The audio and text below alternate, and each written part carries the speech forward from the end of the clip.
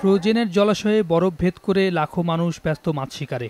কেউ মাছ ধরছেন বড়শি দিয়ে, কেউ বা বিভিন্ন উপায়ে। মাছ শিকার প্রতিযোগিতায় অংশগ্রহণ করতে পেরে উচ্ছ্বসিত পর্যটকরা। আমি 1 ঘন্টায় 5টি মাছ শিকার করেছি। মাছগুলো কাঁচা অথবা পুড়িয়ে খাওয়া যেতে পারে। এছাড়াও এখানে বিভিন্ন ধরনের আয়োজন রয়েছে। মাছ ধরার পাশাপাশি আমরা এখানে বরফের ভাস্কর্য তৈরি করব। আমি পরিবার সহ এসেছি সানচেওনে উৎসবে যোগ দিতে। খালি হাতেই মাছ ধরার চেষ্টা করছি। সত্যি এখানে খুবই মজা হচ্ছে। দ্বিতীয় দিনের মতো -20 ডিগ্রি সেলসিয়াস তাপমাত্রার বরফের পানিতে সাঁতার কেটেছে 600 অপেশাদার সাঁতারু। চীনের শীতলতম স্থান হারবিনে এ প্রতিযোগিতা অনুষ্ঠিত হয়। এতে অংশ নেয় মধ্যবয়সী সাঁতারুরা।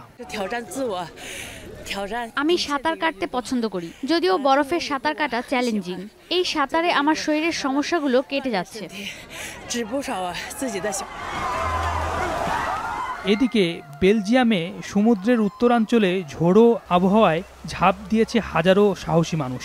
নতুন বছর উপলক্ষে অস্ট্যান্ডে এ প্রতিযোগিতার আয়োজন করা হয়। এতে অংশ নেয় 4000 প্রতিযোগী। এছাড়াও রং বেরঙে পোশাক পরে সমুদ্রের তীরে নববর্ষের আনন্দ উদযাপন করেন অনেক দর্শনার্থী। সৈয়দ ইফতেখার, সময় সংবাদ।